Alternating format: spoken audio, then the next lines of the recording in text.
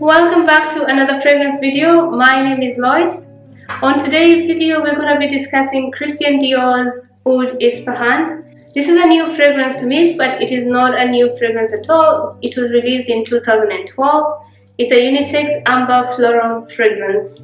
This is from the Dior Privé, the private line of Dior. The packaging is exactly the same as all of them are. You just have the name Christian Dior and the name of the fragrance, which is Oud Ispahan. And the bottle opens up to this, and you just take out the fragrance, and that's how it is. This is an oud fragrance, as the name suggests. I think it's quite obvious. And I think Isfahan is a place in Iran, which I think is where maybe the oud comes from. I'm not too sure, but I'm thinking if you're going to name a place after a fragrance that comes from the Middle East region, then it kind of makes sense that the oud would be coming from Isfahan. That's why it was named Oud Ispahan. The notes in this fragrance are labdanum, rose, patchouli, saffron, oud, sandalwood, and cedar.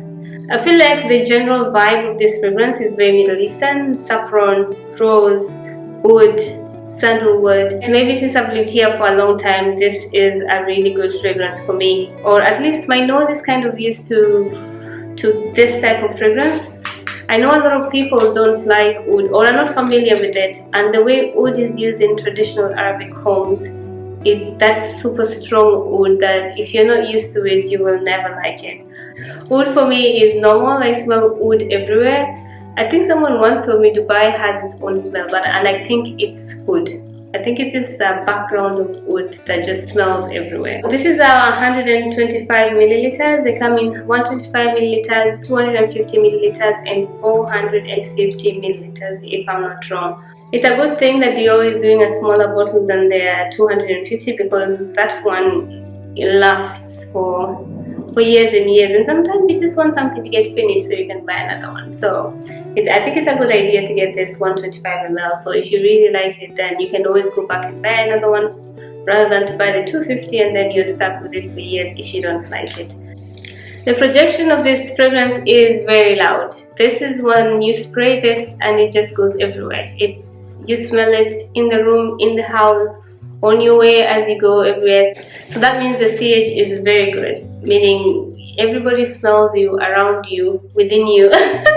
Basically, it's one of those that's not quiet. It's not a quiet fragrance. As you know, oud is quite strong.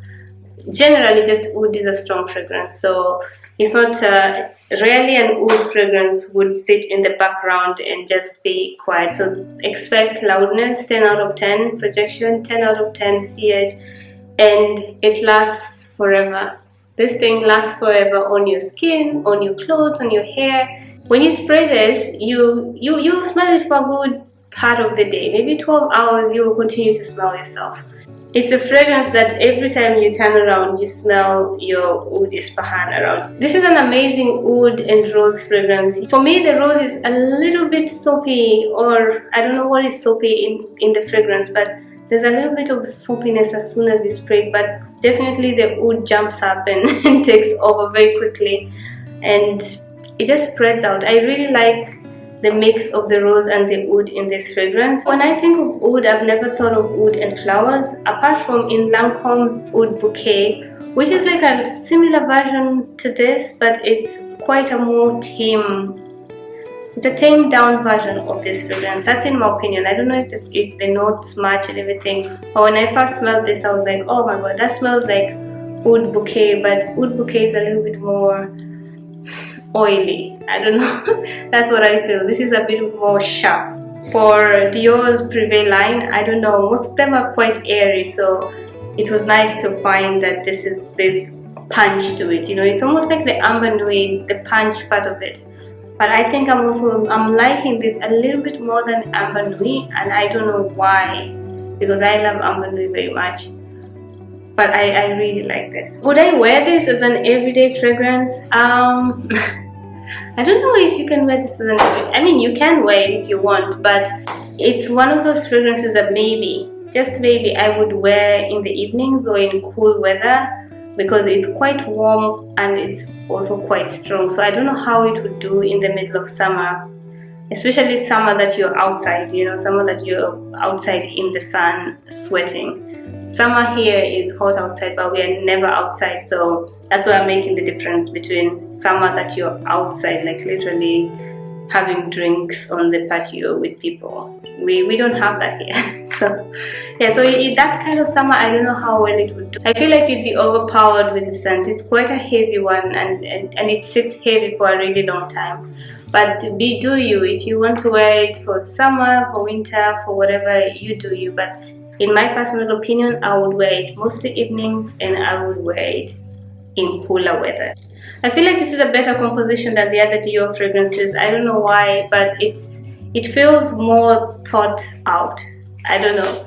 It's less simple. I don't want to say their fragrances are simple, but some of them are just non-existent. For example, Sakura, it's like for the amount of money you're paying, or Dior. I know people who love these fragrances, but for me, they just don't make sense for the prices. You could get something cheaper, but I feel this is like worth it. Someone smells this on you, they'll be like, you smell like something, you know.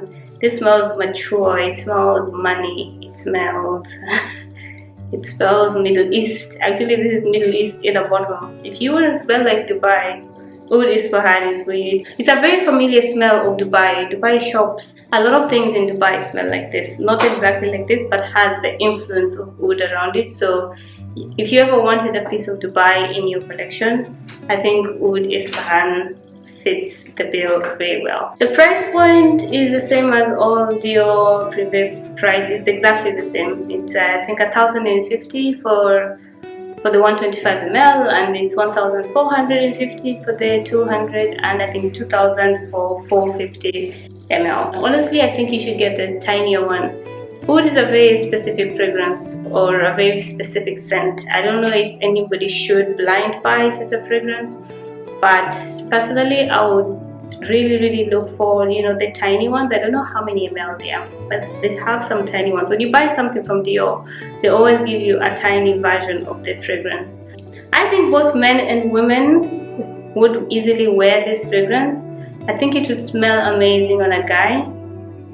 Yes, I think it smells lovely on women as well. I'm a woman and I like it, but I think a guy wearing this would just be like But also I think I have a very big Middle Eastern influence in my life, so I kind of like oud generally. Not a super strong one, but oud is familiar. Like I said earlier, oud is a very familiar fragrance or scent for me. Like I smell it everywhere. So yeah, go get your man a bottle of Oud Ispahan if you want to smell it on someone else and you don't necessarily want to smell it on yourself. Gents, if you really like it, you can get it and you and your lady can share it. How about that? That's all I have to say for Oud Ispahan. I hope you enjoyed the video. I will see you on the next one. Goodbye.